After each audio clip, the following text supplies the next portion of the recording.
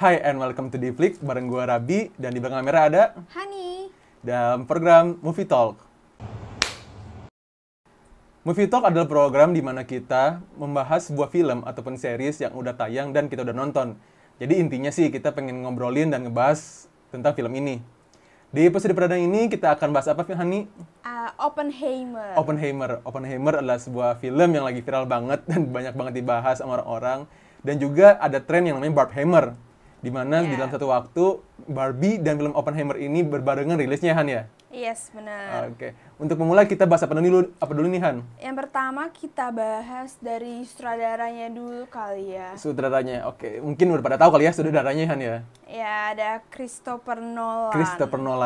Christopher Nolan itu kalau buat aku mungkin sebagai penggemar film kayaknya udah pada tahu sih kayaknya para pemirsa ya, Christopher Nolan itu siapa. Kalau Hani sendiri gimana? Udah pernah nonton film apa aja nih tentang si Christopher Nolan? Jujur belum. Pernah nonton Inception sih. Ya, Inception. Tapi udah agak-agak lupa sih sama ceritanya. Iya. Kalau Dark Knight Trilogy nggak? Batman? Nggak sama sekali. Interstellar juga nggak? Aku nontonnya Batman Robert Pattinson. Ya, itu bagus juga sih filmnya. Iya, Okay. iya. Ya, kalau film Christopher Nolan tuh banyak banget yang well known. Kayak Memento, Dark Knight Trilogy, Interstellar, Dunkirk, terus apa lagi ya? Inception yang tadi dibahas ya. Iya. Nah, kamu ngerasa nggak sih style Christopher Nolan tuh gimana? Mungkin karena aku nontonnya Inception doang, jadi kayak belum bisa ngerasain banyak perbedaannya sih. Oke. Ya sih, kalau buat aku sih Christopher Nolan tuh selalu mempunyai karakteristik di mana visual grafik itu selalu wow. Dari segi cerita, dari segi grafik, dari segi sound design, itu tuh Christopher Nolan tuh pasti selalu selalu bisa memukau lah para penontonnya sih. Iya, bener banget sih. Tapi di film Oppenheimer ini juga pemainnya siapa aja sih? Oh ya, pemainnya yang pertama itu ada Cillian Murphy.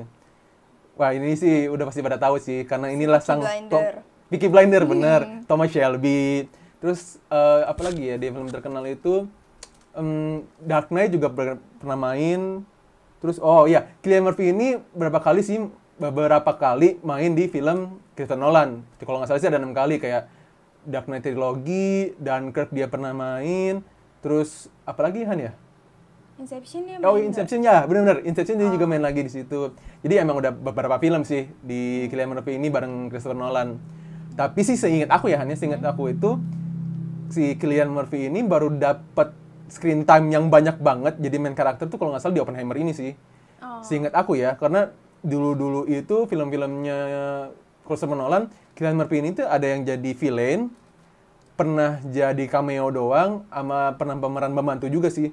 Jadi seingat aku, Oppenheimer ini jadi film Cillian Murphy pertama yang bener-bener dia itu dapat screen time-nya yang banyak banget, alias yang jadi main karakternya sih, Yan. Tapi selain itu di Oppenheimer ini juga ada RDG Robert Downey Jr. Sang Tony Stark ya.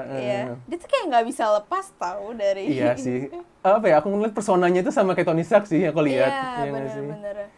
Terus ada Emily Blunt juga. Emily Blunt, Ini yang di apa tuh yang ngomong A Quiet Place. Benar. Quiet Place, kalau 1, 2. Terus atau yang film awal-awal pasti orang banyak nonton tuh Devil Wears Prada, ya nggak sih? Yang bareng Anne Hathaway. Oh iya, itu juga sih. Iya, itu film awal nggak sih? Iya. Aku baru Dan juga kayaknya masih banyak pemain. Banyak banget sih pemainnya sih kalau kita lihat ya. Aku suka dari Oppenheimer nih karena pemain-pemainnya ini terkenal. Maksudnya kayak kita pasti pernah nonton lah film-filmnya. Bener.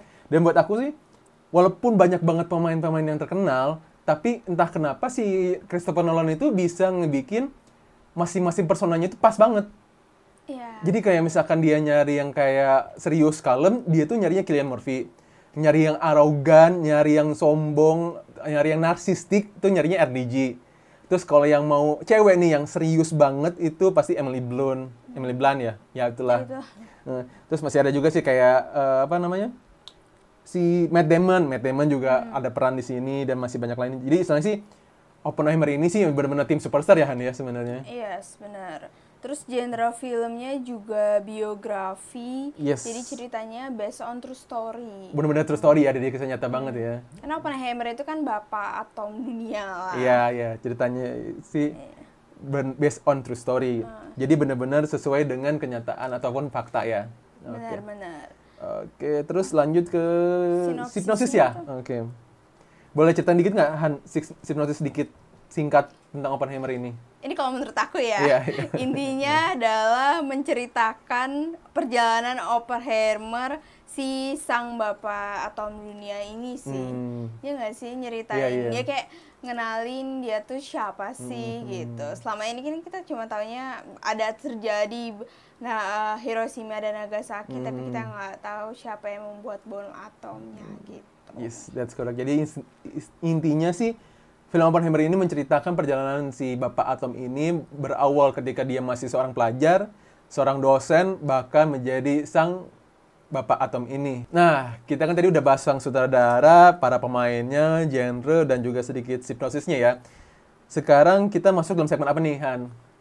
POI alias Point of Interest. Jadi di segmen ini kita akan membahas apa sih poin-poin yang menarik dalam film ini. And by the way, ini bakal spoiler alert ya. Jadi bagi yang belum nonton, skip aja bagian ini. Oke? Dan bagi yang belum menonton, please nonton. Please nonton karena ini one of the best movie of Christopher Nolan. Bahkan buat aku pribadi Han ya, film ini tuh jadi film terbaik, salah satu film terbaik yang pernah aku tonton. Kenapanya? Kita bahas nanti ya. Oke, yang pertama apa nih Han? Yang paling menarik nih Han? Jadi awal mula ceritanya itu kayak ada persidangan yang menceritakan Opi. Jadi film ini tuh menceritakan ceritanya si Oppenheimer kepada Dewan Grey. Jadi kayak dia di persidangan lah. Aku juga agak bingung sih, tiba-tiba dia tuh dia muncul di persidangan, terus kayak, hah dia kenapa gitu. Aku juga ngerasain hal yang sama sih kan, karena kita baru nonton nih, dibuka tuh langsung tiba-tiba ada persidangan dan awalnya kita kan nggak ngerti ini kenapa si Opi di sidang ini, terus orang-orang itu siapa sih, langsung persidangan gitu. Jadi emang awal-awal tuh emang cukup bingung sih. Terus ternyata persidangannya itu tuh tentang, by the way, Oppenheimer kita sebut Opi kali ya. Iya, Opi aja biar gampang lah ya, biar Jadi persidangannya itu tentang Opi dituduh pengkhianat US ya. Iya, pengkhianatan US lah. Jadi walaupun dari awal film itu kita tidak diceritakan langsung kenapa si Opi ini bisa di persidangan, tapi seiring berjalannya cerita itu pelan-pelan tuh kayak ngumpulin bukti yang bisa dibilang itulah alasan-alasan kenapa si Opi dituduh menjadi pengkhianat negara. Ya nggak, Han? Iya, benar. Okay.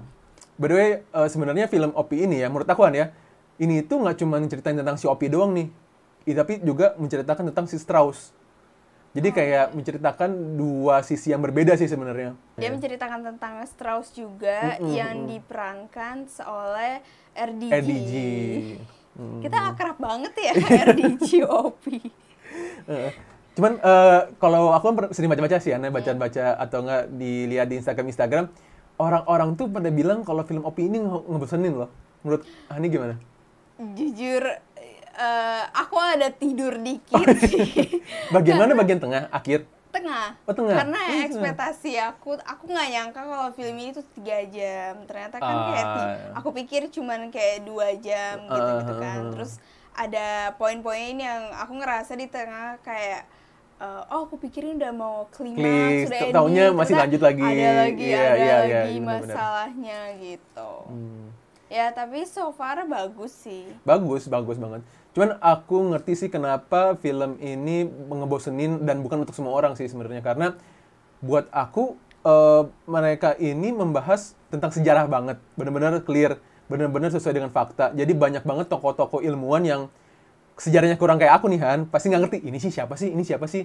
Jadi dari awal tuh kita dibikin bingung juga, ini tuh siapa sih sebenarnya, atau nggak ilmuwan itu kerjanya apa sih sebenarnya. Jadi itu yang bikin kita butuh waktu berproses untuk berpikir orang ini tuh perannya sebagai apa sih di sini.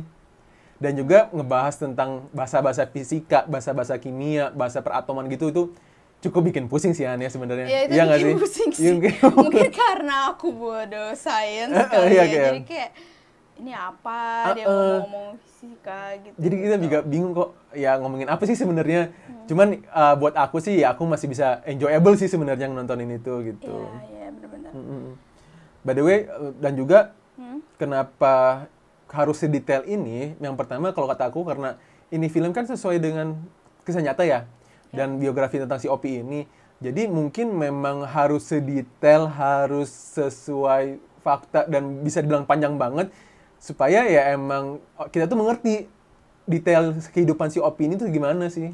Kalau kata aku sih gitu sih. Tapi bener sih, aku ngerasa film ini kayak lama 3 jam, tapi kalau aku pikir-pikir lagi, kalau ada aspek yang dihilangin tuh malah bikin bingung. Iya, apalagi bingung di persidangan. Iya. Karena setiap aspek film itulah alasan kenapa dituduhnya itu kan. Iya, bener. Terus kayak ada beberapa scene atau pemain yang menurut aku kayak ini kayak nggak perlu deh. Iya, Tapi iya, ternyata, iya. oh iya, kalau Ternyata, nggak ada ini dia mendukung. Iya, bener itulah. sih. Jadi Bener-bener sih. istilahnya setiap elemen itu saling terkoneksi sih.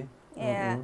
Terus poin menariknya juga ya ketika misalkan POV-nya si Opi atau POV-nya si Strauss itu tuh warnanya beda. Iya, iya. Aku sempat ngira ketika warnanya abu-abu itu tuh maksudnya masa lalu. Terus masa depan. Oh, Terus iya, yang benar. berwarna tuh masa lalu. Tapi pas aku lihat lagi, kayaknya enggak deh, kayak cuman setiap nge-shoot si Opi itu warnanya berwarna.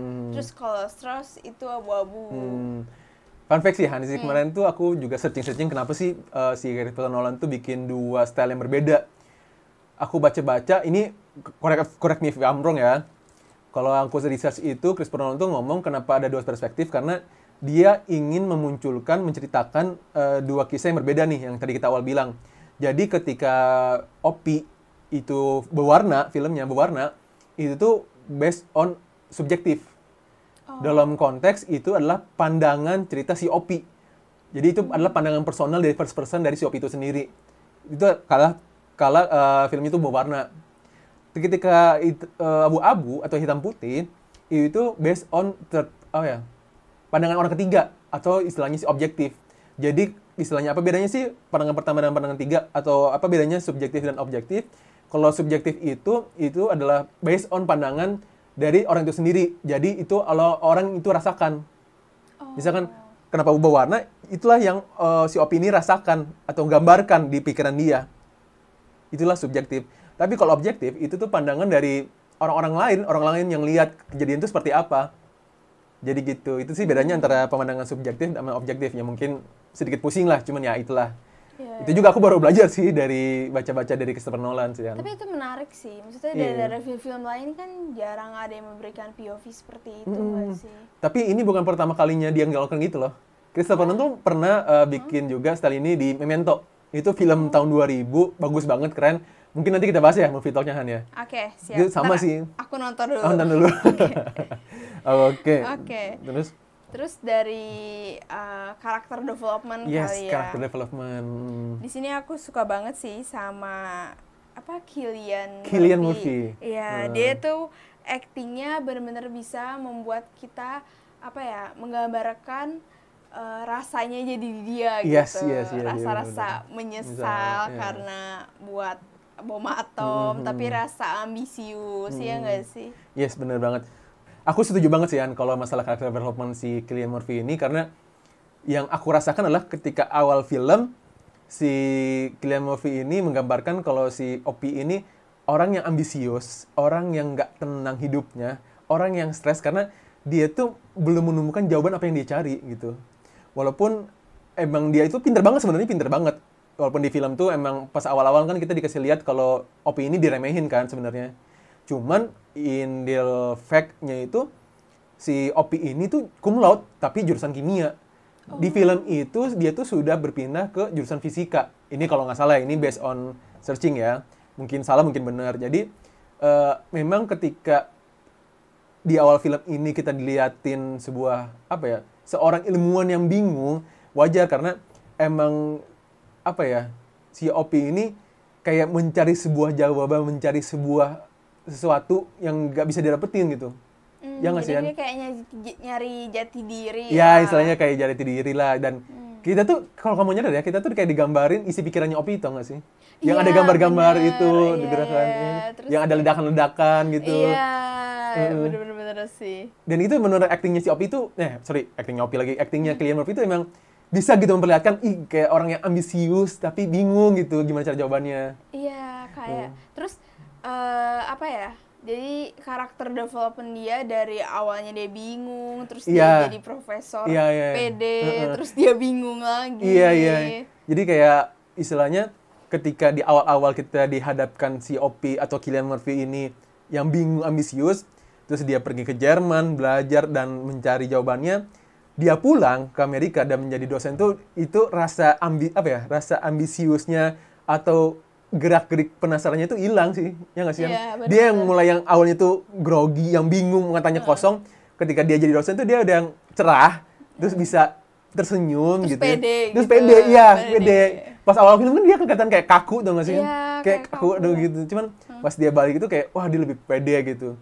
Cuman awalnya tuh kayak yang kasihan juga sih, yang muridnya tuh cuma satu. Iya betul nggak sih?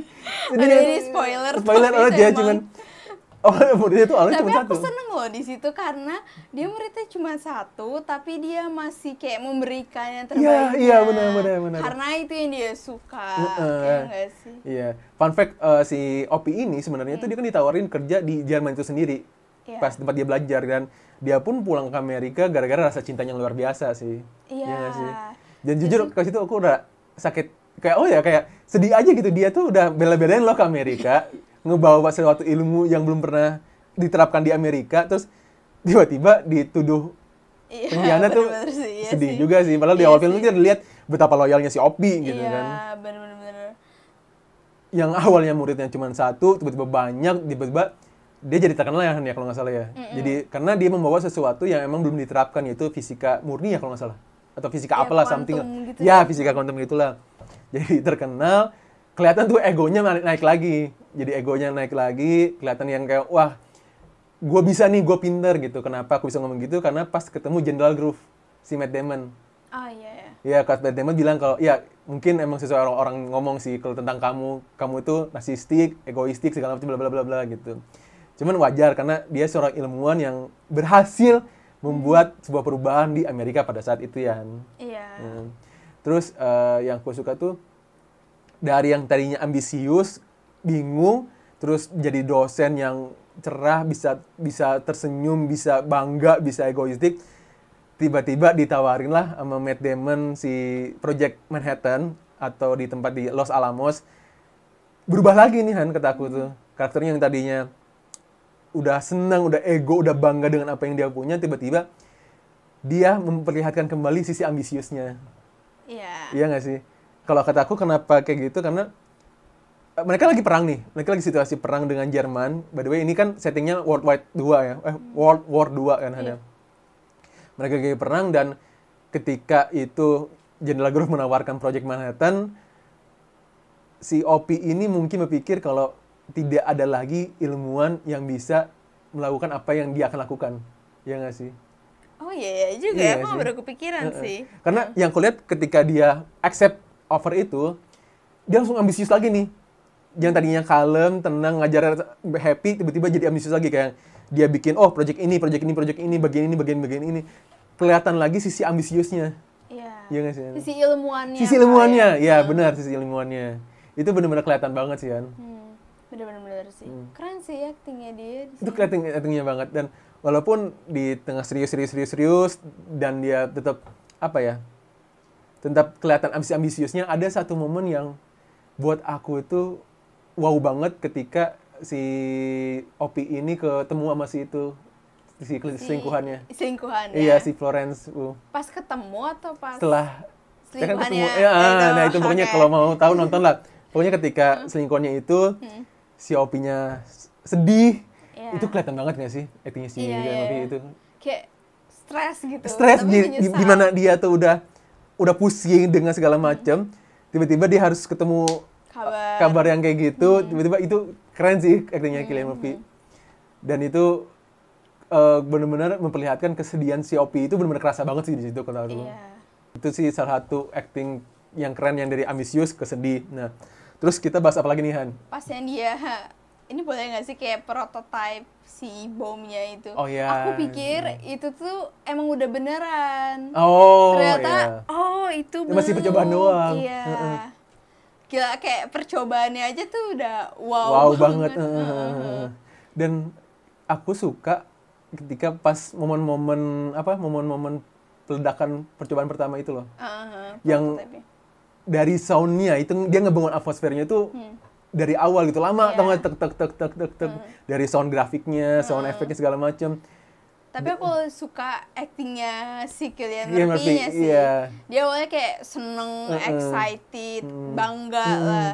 Terus tiba-tiba begitu si bomnya itu mau dibawa sama pemerintahan gitu kan, baru dia kayak ngerasa guilty feeling. Bener. Kelihatan karena sebelum-sebelumnya kan kalau nggak salah ya, kita tuh diliatin scene di mana si Opi ini tuh ketemu beberapa orang, dan beberapa orang ini selalu ngomong, udah berhentikan eksperimen ini, atau udah nggak usah dipakai bom ini. Iya. Tapi si Opi tuh dengan naifnya bilang, enggak, di sini gue cuma pengen bikin sebuah eksperimen. Tapi siapa yang menggunakannya itu bukan hak dia. Iya, dia tuh masih mikir sebagai seorang ilmuwan. Iya, bener-bener. Jadi ego naifnya, ya udah gue cuma pengen eksperimen doang kok. Iya. Siapa yang pakai ya itu bukan hak gue gitu. Dia nggak mikir ke dampaknya. Iya, itu seperti yang kamu ngomongin sih, yang pas bom itu berhasil dan bom ini dibawa sama pemerintah, barulah mulai ekspresinya si Opi ini berubah sih. Bener kata kamu yang bilang tiba-tiba kok jadi terdiam, mikir. Jadi gelisah. Jadi gelisah. Apalagi ketika, kalau nggak salah itu kan bom itu baru dibawa, terus mau diobrolin dulu kan sama presiden pada saat itu kan. Iya, benar. Tapi tiba-tiba di radio langsung dipakai. Iya, kayak dibilang tanggal sekian, tapi ternyata tanggal sekian gitu. Jujur di situ shock juga sih si Opinya kan, karena dikiranya kan ini dibawa dulu, diperlihatkan, dipresentasiin, tiba-tiba langsung dipakai. Iya. Dan itu bikin shocknya sih. Iya. Terus dia pas dia acting kayak dia mau speech gitu tuh. Oh iya, yang speech itu keren banget ya. Banget sih. Jadi ceritanya tuh singkatnya aja sih ya, kayaknya aku ceritain singkat dulu. Jadi bom itu berhasil membuat perang kayak yang kita tahu ya, Perang Dunia Kedua berakhir, Jepang mengalah, dan si Opi sebagai ketua Project Manhattan ini, alias ketua yang project bom ini, dia itu memberikan speech di depan para ilmuwan-ilmuwan. Dan bagaimana hasilnya, Han? Keren. Kayak aku nonton, aku ikut stres, tapi kayak ada perasaan apa ya? Kayak nyesel, terus kayak bersalah, terus tapi di satu sisi ya ini juga buat negara dia, tapi di satu sisi dia benar-benar mikirin dampaknya ke orang lain. Jujur pas scene itu aku kayak kerasa film horor, tau gak sih? Iya.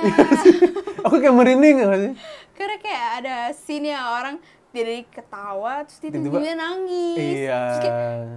Terus ada sesuatu lah iya, gitu. yang ketika dia lagi beres speech-nya, dia nginjek sesuatu kayak wah itu mungkin emang gambaran betapa mengerikannya bom itu sih sebenarnya.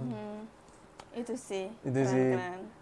Cuman ya sisanya sih setelah itu kayaknya momen-momen si Opi ya cuma di persidangan doang kan ya. Gimana dia mengikuti persidangan bla bla bla bla, yang intinya sih dia sih terbukti tidak bersalah. Kenapa alasannya lebih detail ya mungkin harus nonton ya Han ya. Karena ini nggak salah kok, ini film keren banget parah.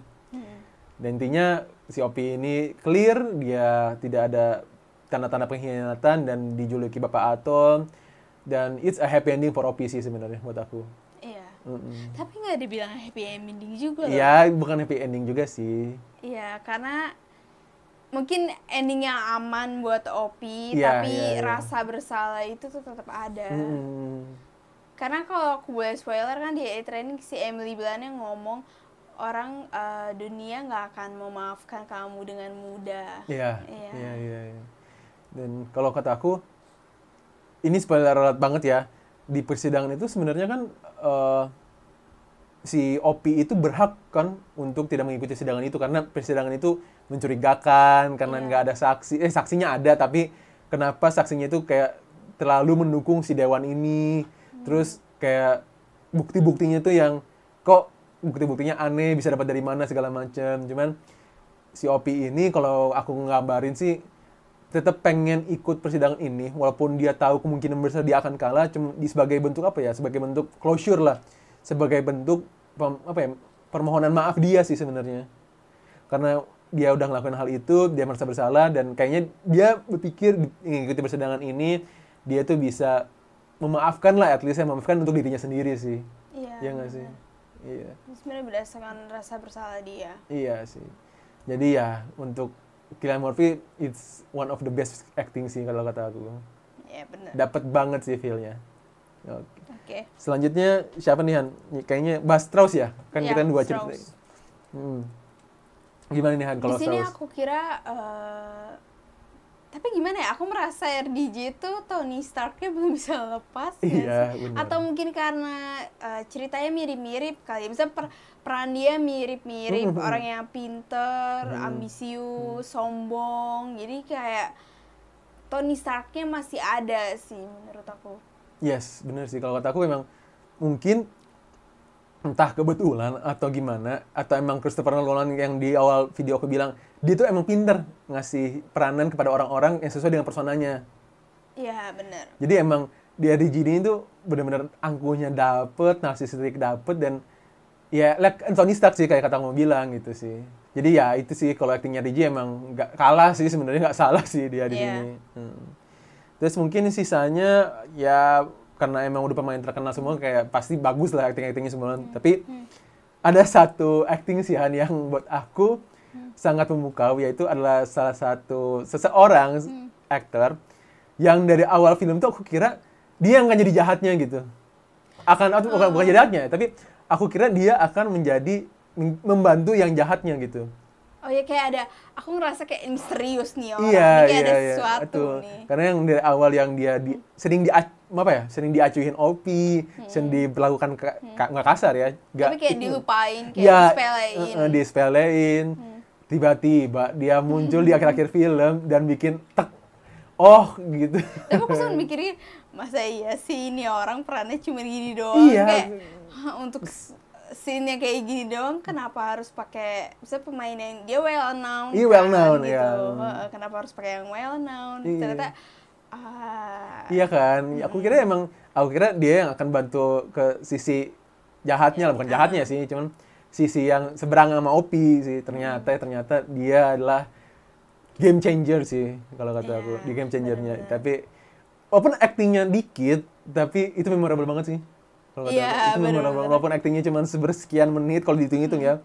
Itu actingnya memorable banget sih. Keren sih. Oke.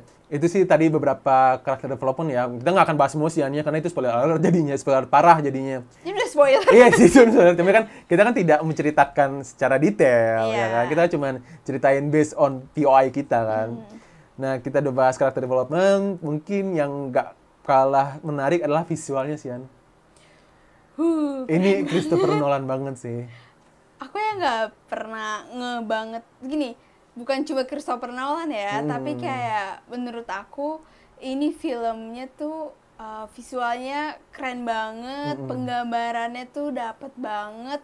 Kita benar-benar kayak bukan apa ya, jadi bukan cuma merasain apa yang si Opi rasain, tapi kita kayak melihat apa yang Opi rasain gitu. Setuju banget sih, An. Jadi kita kayak digambarin apa yang Opi rasakan, apa yang Opi pikirkan itu benar-benar digambarkan secara jelas sih di sini. Iya. Dan lagi fun fact, efek ledakan di sini itu tidak tanpa CGI. Oh iya? Iya. Jadi dia tuh benar-benar pakai bahan peledak beneran gitu. Tanpa edit-edit segala macam. Itu jadi segitu kerennya Berarti Christopher Nolan. mahal kali ya? Harusnya sih mahal. Tapi by the way, walaupun nggak tanpa CGI, dia itu budgetnya lebih rendah dibanding Barbie loh. Hah? Serius? Oh karena Barbie kan bikin rumahnya. Iya bisa jadi ya. Mungkin kita akan riset kali ya kayak gitu. Iya.